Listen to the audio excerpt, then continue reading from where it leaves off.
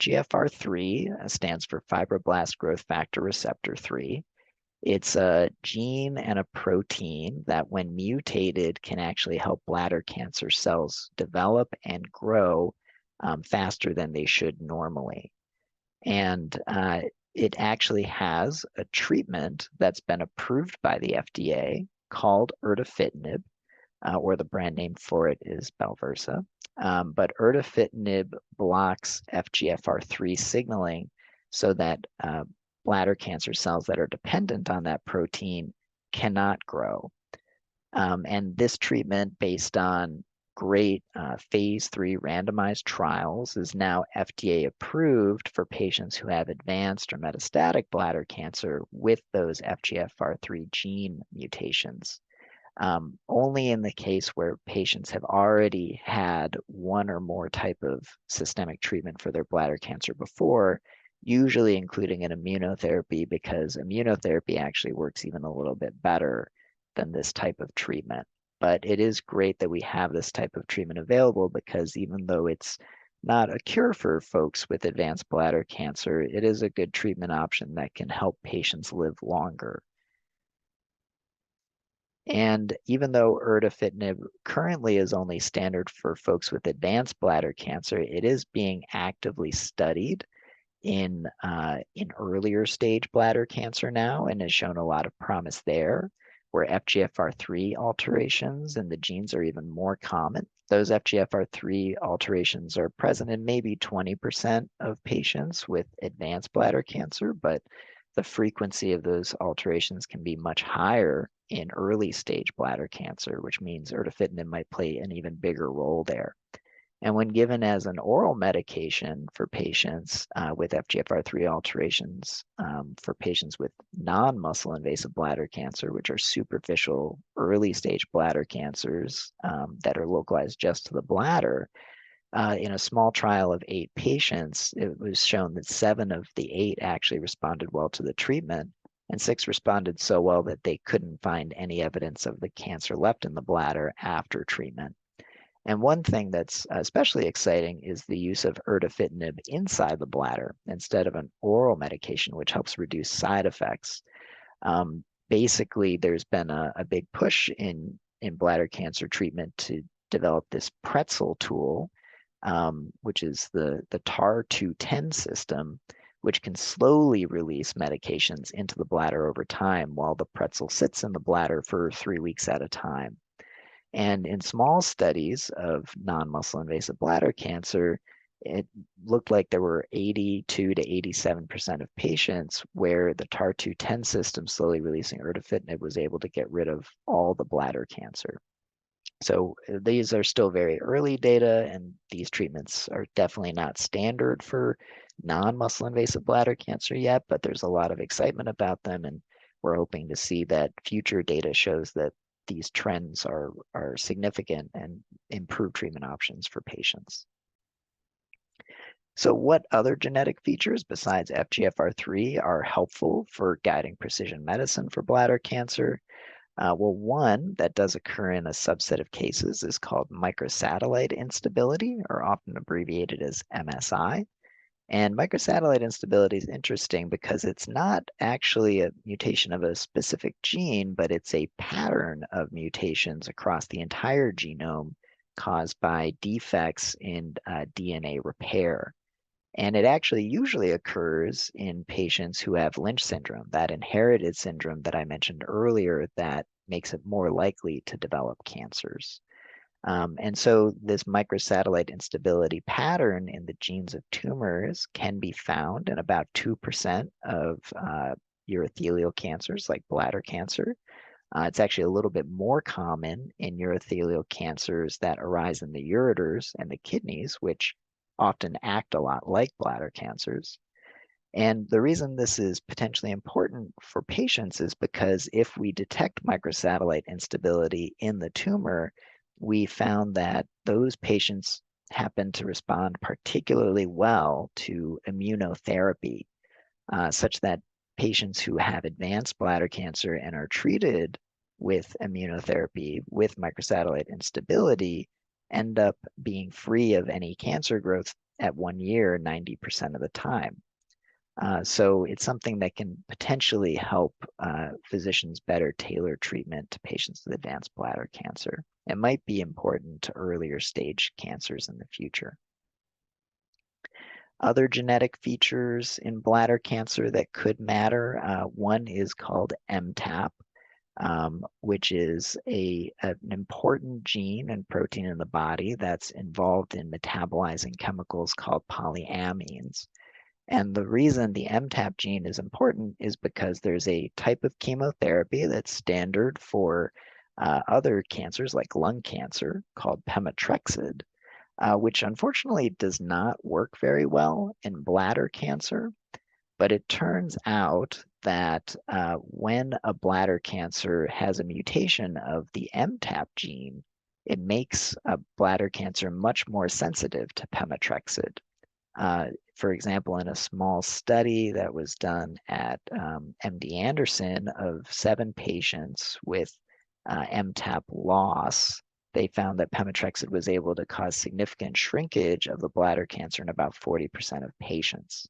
So while this is not necessarily a good treatment for most patients with bladder cancer, if a patient has MTAP loss, it is potentially a good option after using other standard options like immunotherapy. And having more options to treat a cancer is always a good thing.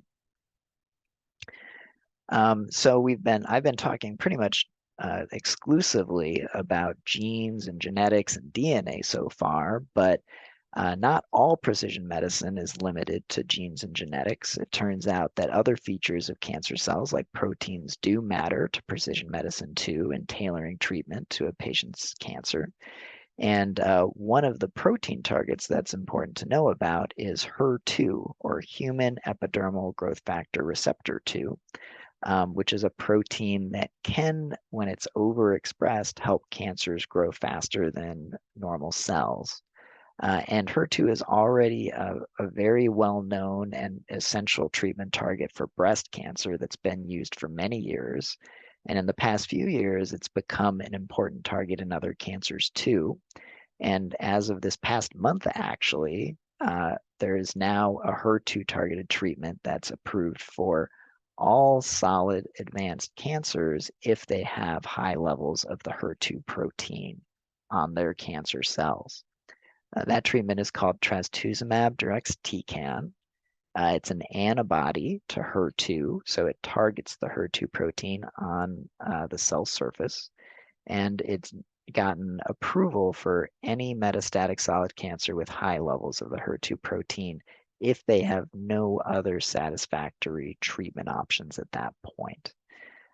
So again, another good option if immunotherapy isn't working or traditional chemotherapies aren't working well for a patient with advanced bladder cancer.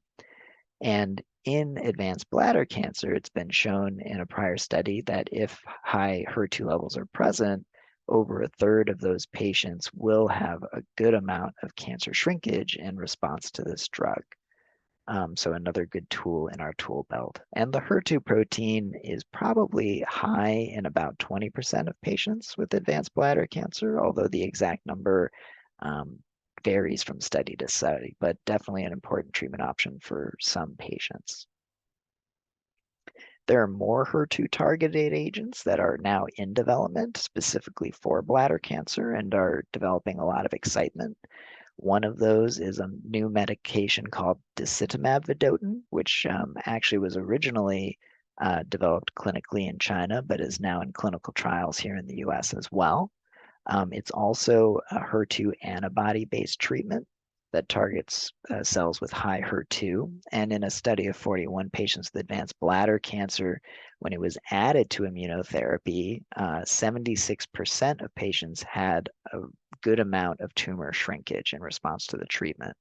And so there's now large phase 3 trials that are going on to try and confirm whether or not this might be a good standard option for patients who are treated for bladder cancer in the future. So what other reasons are there to do genetic testing? Well, outside of the potential standard treatment options that I discussed, it's also really important to help patients find clinical trials. There are many genes that are still under investigation to improve precision medicine for patients with bladder cancer. And the only way to know if a patient is eligible for those trials is through genetic testing.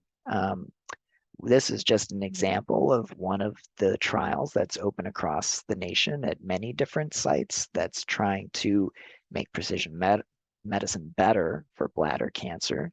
And it's focusing on mutations in a type of gene called DNA damage response genes, which, when they're mutated, actually predict for very good response to cisplatin chemotherapy, where we know if we see those mutations present, those patients may have no cancer left in the bladder after they get cisplatin because it works so well.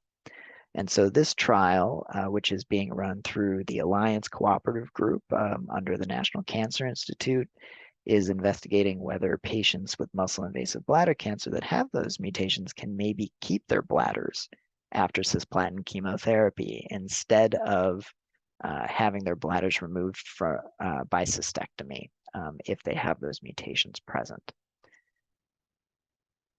So, and there are many different strategies that are used in clinical trials for developing precision medicines. Some of them are kind of straightforward trials, like the one that I just mentioned, but some of these trials are much more complicated. So, for example, there are umbrella trials where there's a focus on a single type of cancer, like bladder cancer, for example. And then those patients that enroll in that trial are screened for multiple different types of genetic features or biomarkers.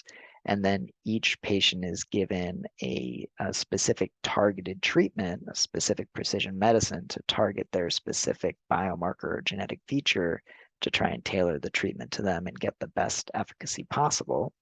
And then there's also basket trials, which I like to make sure patients are aware of because these trials may not be specific to patients with bladder cancer, but they usually allow folks to enroll with a wide variety of cancer types and tumor types. They might enroll bladder cancer and lung cancer and breast cancer, for example. And as long as a patient has the biomarker that the trial is treating or the genetic feature that the trial is treating, then patients might be eligible independent of the type of cancer they have for a targeted precision medicine therapy. And so while precision medicine is really exciting and starting to increase the number of options that are available for our patients and improving patient outcomes, there are still a lot of challenges to developing precision medicines that researchers are working to overcome. For example, one of the difficulties that we often encounter in precision medicine is that it can be difficult to measure the target that you want to precisely hit.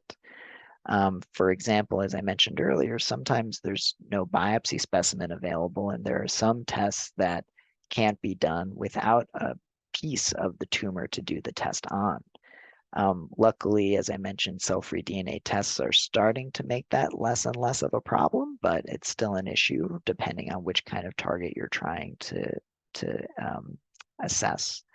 And then some targets, even though we know they're important to cancer cells, can't yet be targeted with modern chemistry.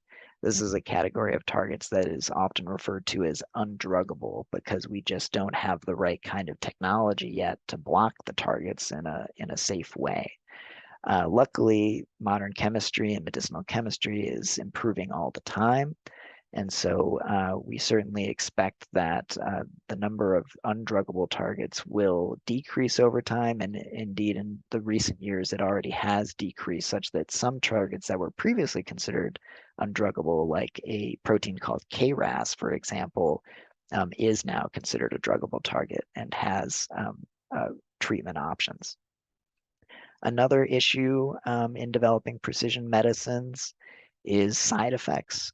So sometimes when precision medicines are used to hit a target, they are very well tolerated, but sometimes targets are important to both the cancer cell and the function of normal cells in the body. And so then that can make it harder to inhibit the cancer cell without causing bad side effects. And so one of the things that researchers are always working on is figuring out ways to block a genetic feature or a target of a cancer cell without causing bad side effects, which can be difficult in certain situations.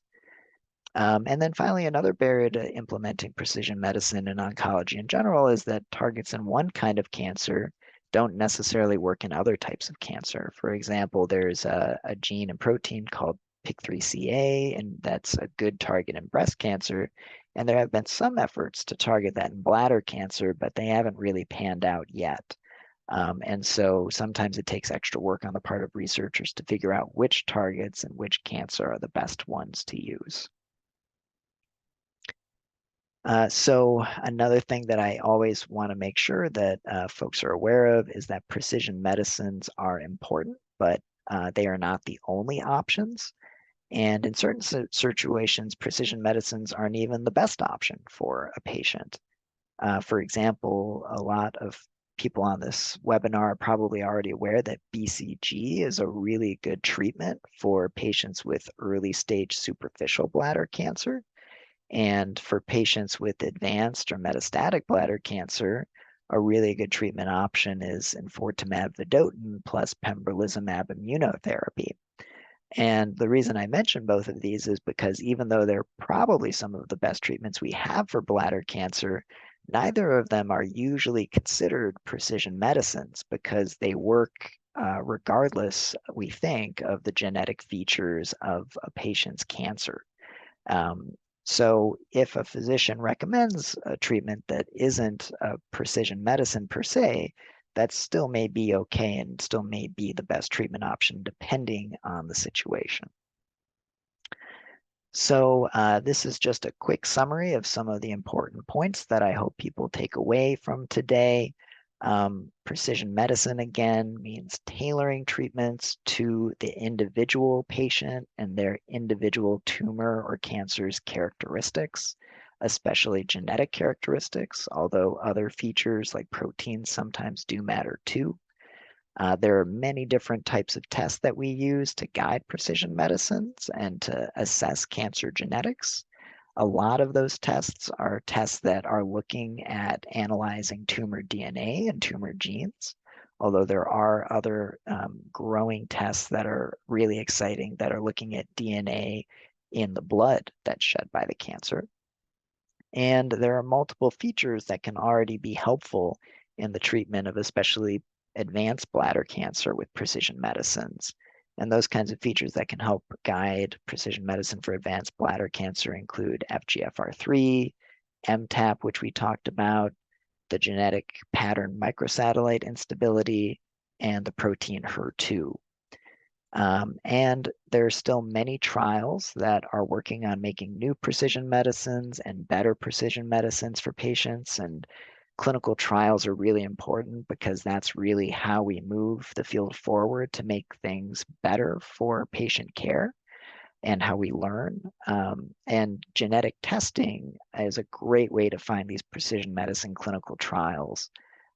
In fact, some of the companies that do these genetic tests even include reports with the genetic testing that lists clinical trials that a gene might make a specific patient eligible for. So thank you very much for your time and attention. Really excited to talk to you today and happy to use the time that we have left to hopefully answer any questions.